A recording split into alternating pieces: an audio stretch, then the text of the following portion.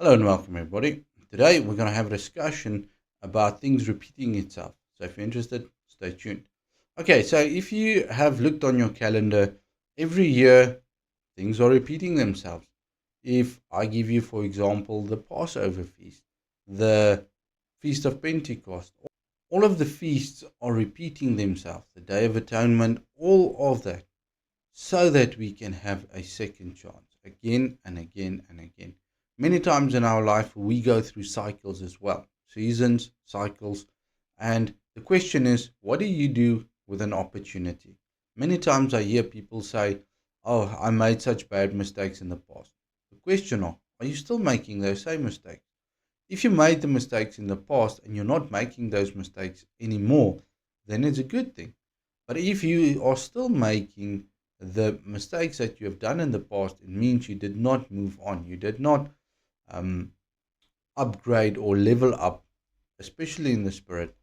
Um, I can just think about my life. The challenges that I had 10 years ago is not the challenges that I have still got today.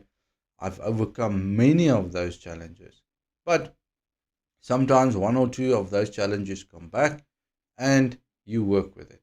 But the question is, are you living in the past? Are you living now? And what is your plans for the future, especially with the challenges you face in your life? If you have a plan and a strategy to overcome, that is good because that is going to work.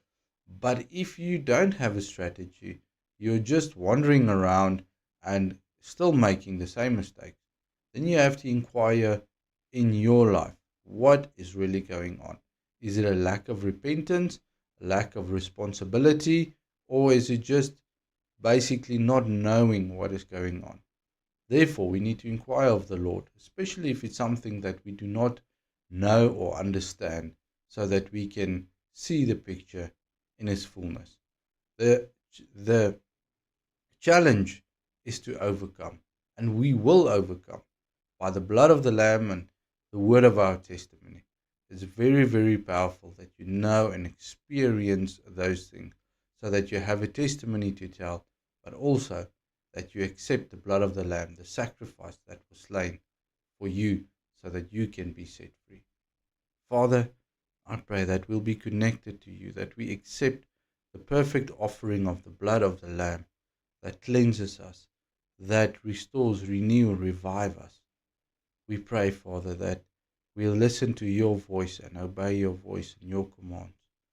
Help us not to be in the same cycle, but give us wisdom to get out of the negative cycles so that we can progress and that we can build our character. Help us to focus on you and what you've done for us. I thank you for that in the name of Yeshua. Be blessed.